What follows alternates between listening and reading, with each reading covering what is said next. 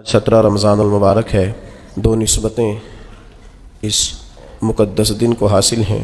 एक तो इस्लाम का सबसे पहला मारिका हक़ व बातिल यौमुल फ़ुरक़ान ग़ज़वा बद्र इस दिन रूनुमा हुआ था, और दूसरा उम्मुल मोमिनीन सैयदना आयशा सिद्दीक़ा रज़ियल्लाहु ताला अन्हा मोमिनों की माँ हैं, नबी पाक अलैहिस्सलाम की महबूबा हैं। उनका यौम विसाल भी 17 रमज़ान मुबारक को हुआ। एक बात मैंने आपके सामने रखनी है। अल्लाह ताला ने बद्र के बारे में फ़रमाया है कि वलक़द नसरकुमुल्लाहु बिबद्रिन व अंतुम अज़िल्ला। फ़रमाया अल्लाह ने तुम्हारी मदद की बद्र में, हालांकि तुम कमज़ोर थे। बंदा मोमिन ख़ुद से कोशिश करके, अच्छी मनसूबाबंदी करके, अच्छी प्लानिंग करके भी उतनी देर तक कामयाब नहीं हो सकता जब तक उसे अल्लाह ताला की मदद हासिल ना हो। अल्लाह ताला की मदद जिन लोगों के शामिल हाल होती है वो बज़ाहिर कमज़ोर भी हों, बज़ाहिर बहुत लंबा चौड़ा तारुफ़ न भी रखते हों, बज़ाहिर कोई बहुत बड़ी अफरादी क़ुव्वत भी उनके पास ना हो, लेकिन अल्लाह की मदद अगर उन्हें शामिल हो तो फिर किसी मैदान में वो पीछे नहीं रहते, बल्कि अल्लाह ताला उन्हें कामयाबियाँ अता फ़रमाता है। अल्लाह की मदद कैसे मिलती है? कौन से ऐसे काम किए जाएं, कौन से ऐसे अमाल किए जाएं जिनकी वजह से अल्लाह ताला की मदद और रहमत बंदे के शामिल हाल होगी?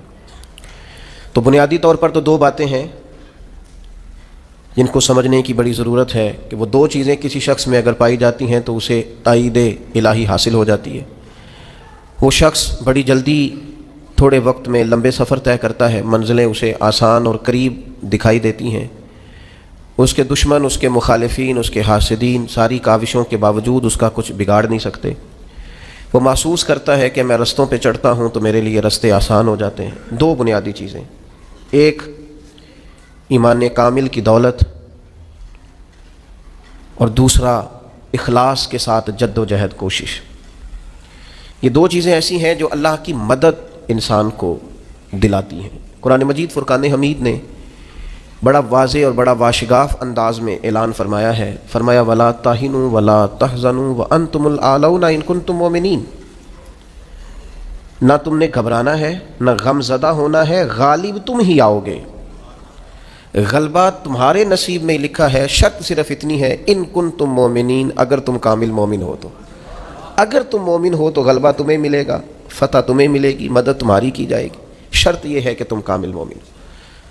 और दूसरा फरमाया वल्लज़ीना जाहदू फ़ीना लनहदियन्नहुम सुबुलना।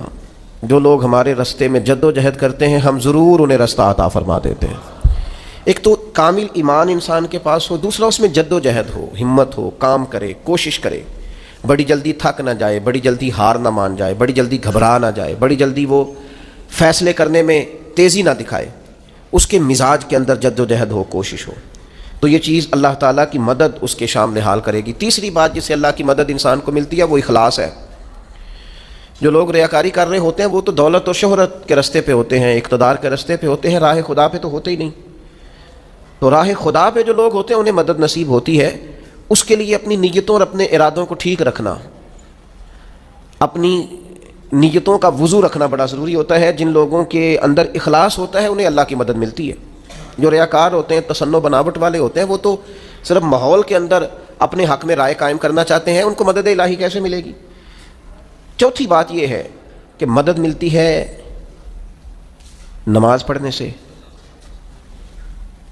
और मदद मिलती है सब्र करने से। जल्दबाजों को, बेसब्रों को, कम हिम्मतों को मदद नहीं मिलती। जो हिकमत से ज़्यादा जज्बातियत के कायल हों, तदब्बुर और फ़हम व फ़िरासत की बजाय जल्दबाजी उनका मिजाज हो, उनको मदद कैसे मिलेगी? आप में ठहराव हो, हौसला हो, सब्र हो तो अल्लाह की मदद आ जाती है। कुरान मजीद ने फरमाया या अय्युहल्लज़ीना आमनुस्तईनु बिस्सब्रि वस्सलात। ऐ ईमान वालो, सब्र और नमाज से मदद मांगो, ये तुम्हारे मददगार हैं। आप नबी पाक अलैहिस्सलाम की मुक़द्दस सीरत पाक को देखें, कोई भी वक्त आया तो हुजूर ने नमाज़ पढ़ी है। चाँद ग्रहण हो गया, सूरज ग्रहण हो गया, बारिश नहीं होती, ज़्यादा हो रही है, जंगें हो रही हैं, कोई भी मौका आया है तो अल्लाह के रसूल ने मुसल्ला बिछा लिया है। नफल पढ़ें, अल्लाह के हुजूर हाज़िरी दें, मेहनत भी करें और साथ नफल नमाज अदा करें और सब्र रखें। सब्र तो इतनी बड़ी नेमत है कि इन्नल्लाह मअस साबिरीन, صبر کرنے والوں کو نری مدد ہی نہیں ملتی، صبر کرنے والوں کو تو خدا ملتا ہے، اللہ صبر کرنے والوں کے ساتھ۔ تو یہ کام کریں گے تو اللہ کی مدد ملے گی۔ پھر اللہ کی رحمت اور مدد ملتی ہے ذکر کرنے والوں کو۔ حضور سید عالم علیہ السلام نے فرمایا جب لوگ ذکر کرنے کے لیے بیٹھتے ہیں تو اللہ کی رحمت انہیں گھیر لیتی ہے، پھر مدد ملتی ہے، رحم ہوتا ہے درود پاک پڑھنے والوں پر۔ ایک بار تو میرے محبوب پر درود پڑھ، تیرے اوپر 10 رحمتوں کا نزول کیا جائے گا۔ قانون خداوندی یہ ہے کہ تو ایک بار محبوب پہ درود پڑھ، تیرے 10 گناہ معاف کر دیے جائیں گے، تیرے 10 درجے بلند کر دیے جائیں گے۔ تو پڑھیں درود، رحمت الہی میں نہا جائیں گے، اور پھر اللہ کی مدد ان لوگوں کو حاصل ہوتی ہے جو اللہ کی مخلوق پر رحم کرتے ہیں۔ مخلوق خدا پر جتنا دل بندے کا نرم ہوتا جائے، رحم والا ہوتا جائے، اتنی اسے اللہ کی مدد ملتی جاتی ہے۔ نبی پاک علیہ السلام نے فرمایا تم اللہ کی مخلوق پہ رحم کرو، اللہ تمہارے اوپر رحم فرمائے گا، اللہ تم پر رحم کرے گا، تم مخلوق خدا پہ رحم کرو۔ تو یہ چند چیزیں ہیں جن کی وجہ سے انسان کو اللہ کی مدد ملتی ہے، ان کو اپنایا جائے، ان کے مطابق اپنی زندگی کو ڈھالا جائے، مدد الہی نصیب ہو جائے گی۔ ایک چھوٹا سا پہلو دوسرا بھی آپ کی خدمت میں عرض کرنا ہے، جس طرح کچھ چیزوں سے اللہ کی مدد اور رحمت حاصل ہوتی ہے نا، اسی طرح کچھ کام کرنے سے اللہ ناراض ہو جاتا ہے، اس سے مدد الہی دور چلی جاتی ہے۔ سب سے پہلی چیز یہ ہے کہ جب لوگ اللہ کی یاد سے منہ موڑتے ہیں نا، تو اللہ فرماتا ہے وَمَنْ أَعْرَضَ عَنْ ذِكْرِي فَإِنَّ لَهُ مَعِيشَةً ضَنْكَ، اگر تم میری یاد سے منہ موڑو گے تو میں تمہارے لیے زندگی تنگ کر دوں گا، تمہاری معیشت تنگ ہو جائے گی اگر تم نے میری یاد سے منہ پھیر لی۔ اللہ کے ذکر سے اور اس کی یاد سے منہ پھیر کر فقط اپنے بازو کی قوت پر بھروسہ کرنا، یہ کوئی عقل مندی اور دانش مندی کی علامت نہیں ہے۔ دوسری بات یاد رکھیں، جو لوگ بے یقین ہوتے ہیں نا، یقین کی دولت جن کے پاس نہیں ہوتی، ان کے پاس بھی اللہ کی مدد نہیں ہوتی۔ اللہ کی مدد تو یقین والے لوگوں کو ملتی ہے، جن لوگوں کا یقین مضبوط ہوتا ہے نا، ان کو مدد ملتی ہے۔ اور پھر جو مستقل ڈیوٹی کرتے ہیں، مستقل تھوڑا سا کام کرنے کے بعد جو تھک جائے، تھوڑی سی کوشش کے بعد جو پریشان ہو جائے، ان لوگوں کو اللہ کی مدد نہیں ملا کرتی۔ اللہ کی مدد ان لوگوں کو ملتی ہے جو مستقل کوئی کام کرتے ہیں، جو کوئی ڈیوٹی کرتے ہیں، جو کوئی کام سر انجام دیتے ہیں۔ اسی طرح جو لوگ مستقل کام کرتے ہیں انہیں مدد ملتی ہے، جو مستقل مزاج نہیں ہوتے انہیں اللہ کی مدد نصیب نہیں ہوتی۔ ان الذین قالوا ربنا اللہ ثم استقاموا تتنزل علیہم الملائکہ، جن لوگوں نے کہا اللہ ہمارا رب ہے پھر وہ اس پر ڈٹ گئے، یہ وہ لوگ ہیں جن کی مدد کے لیے اللہ فرشتوں کا بھی نزول فرما دیتا ہے، اللہ فرشتوں کا نزول کر دیتا ہے ان لوگوں کے۔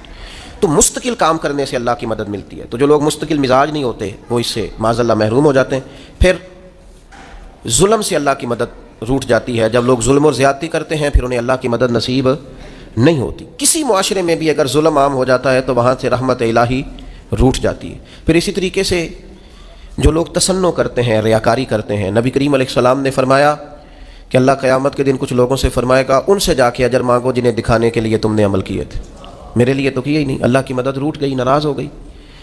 تو ایسے لوگوں سے بھی مدد الہی ناراض ہو جاتی ہے۔ پھر رزق حرام کہ جو لوگ عادی ہو جاتے ہیں حرام کے،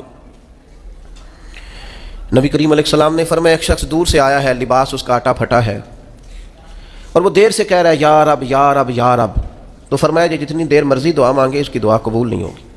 یہ رحمت للعالمین محبوب فرما۔ حضور کیوں قبول نہیں ہوگی؟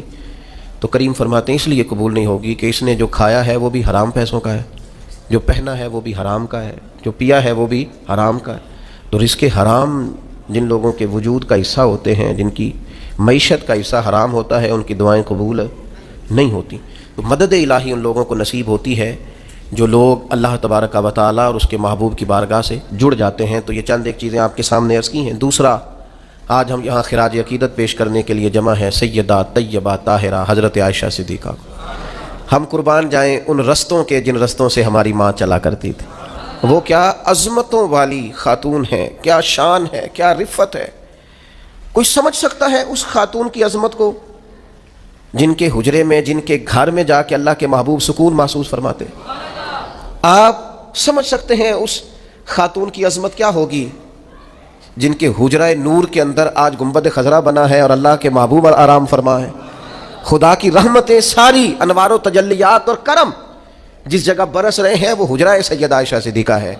کیا بات ہے، بنت صدیق آرام جان نبی، حضرت سیدہ عائشہ صدیقہ کو کیا مرتبہ اللہ نے عطا کیا ہے کہ حضور فرماتے ہیں عائشہ آپ کی تو صورت نکاح سے پہلے لا کے مجھے جبریل امین نے دکھائی کہ محبوب اس خاتون سے اللہ آپ کا نکاح فرمانے والا ہے، کیا عظمتیں ہیں اس پاک باز خاتون کی.